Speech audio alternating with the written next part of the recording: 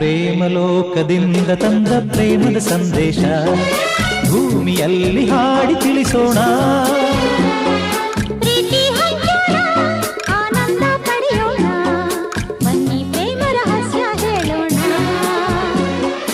ಜೀವನವೆಂದರೆ ಪ್ರೀತಿ ಎನ್ನೋಣ, ಲೋಕದ ಸೃಷ್ಟಿಗೆ ಪ್ರೀತಿ ಕಾರಣ.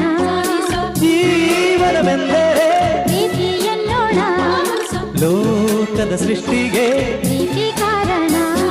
ಪ್ರೇಮಲೋಕದಿಂದ ತಂದ ಪ್ರೇಮದ ಸಂದೇಶ.